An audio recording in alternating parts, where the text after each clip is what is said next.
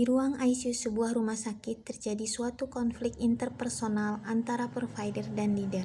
Konflik bermula dari ketidaksetujuannya provider atas pembagian pasien yang tidak sesuai dengan level kompetensinya dan melakukan protes ke leader dengan emosional. Namun leader tidak menyukai sikap provider tersebut karena menurutnya provider juga harus belajar menangani kasus sulit. Keesokan harinya, leader bersikap dingin dan acuh terhadap provider tersebut. Merasa tidak nyaman, maka provider tersebut berusaha meminta maaf. Tetapi leader tidak menanggapinya. Oleh karena itu, kepala ruangan ICU sebagai mediator atas konflik mereka telah berhasil mempertemukannya. Keduanya saling bermaafan dan mencapai kesepakatan bersama. Setelah konflik selesai, kepala ruangan sebagai mediator memulai proses rekonsiliasi.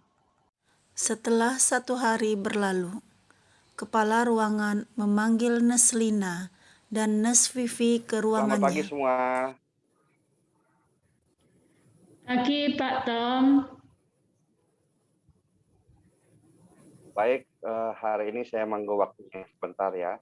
Kita akan berbincang-bincang. Baik Pak.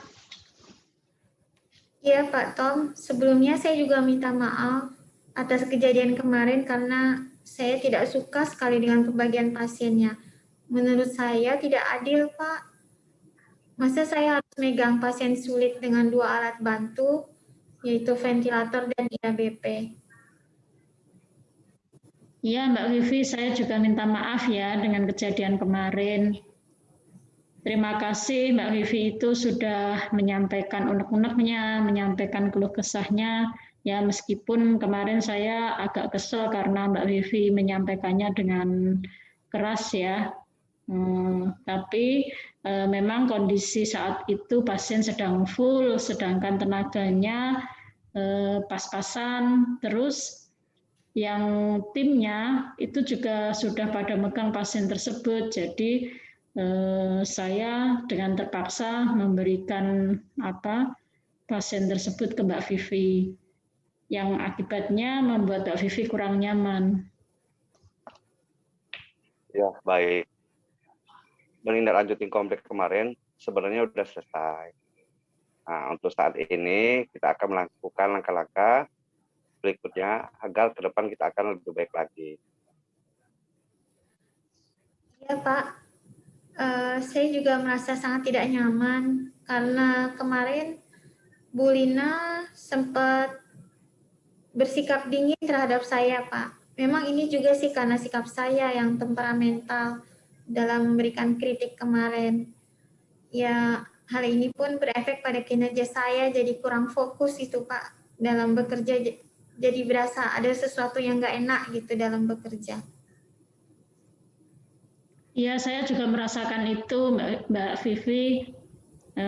Memang benar sih dalam membagi pasien itu harus sesuai dengan level kompetensi dan kewenangan klinis dari tim ya.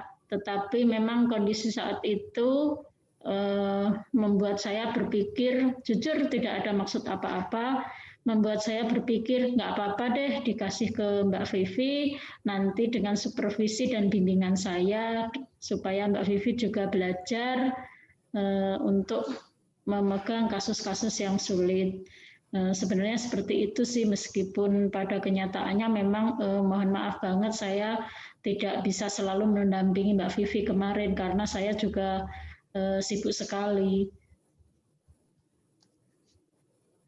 Baik, sepertinya kalian berdua sudah memahami dan juga sudah menerima kesalahan lain. Saya salut buat kalian berdua, lebih mengutamakan kebersamaan daripada ego, hingga tercapai kesepakatan yang sudah dijalankan ini. Setelah melalui beberapa fase untuk melakukan rekonsiliasi agar berhasil dengan baik, maka tibalah fase ketiga dan keempat, yaitu keadilan parsial dan membina hubungan baik. Bertempat di ruangan kepala ruangan, Nes Vivi, Neslina, dan Nes Tom Pagi semuanya. berkumpul. Pagi Pak Tom. Pagi Pak. Saya perhatikan kalian berdua semakin kompak dan juga semakin dekat ya, semakin solid sudah bekerja. Bagaimana nanti saya usulkan untuk Mbak Vivi jadi tim Kopin untuk melakukan audit Kopin. Bagaimana kira-kira? Bagus Pak, saya setuju Pak. Ya, bila menurut Pak Tom saya berkompeten, nanti saya akan berusaha belajar untuk melakukannya dengan baik. Mohon bimbingannya, Bu Lina.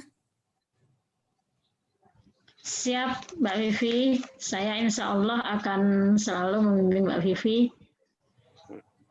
Baik, Bu Lina sebagai senior sudah siap ya untuk membimbing ke depan kepada Bu Pin. Semoga menjadi lebih baik ya. Insya Allah siap Pak. Terima kasih ya, Bu Lina. Sama-sama Mbak Vivi. Keeratan kasih ya. hubungan antara Vivi dan Bu Lina semakin baik dan kompak. Hubungan mereka mengalir begitu saja tanpa terlihat ada paksaan dan tidak kaku. Secara personal, kepribadian Vivi semakin membaik, yaitu dapat berperilaku asertif dan tidak temperamental. Dan tim Kopin ICU mendapat predikat tim Kopin terbaik serumah sakit saat ada perlombaan antara ruangan. Terima kasih.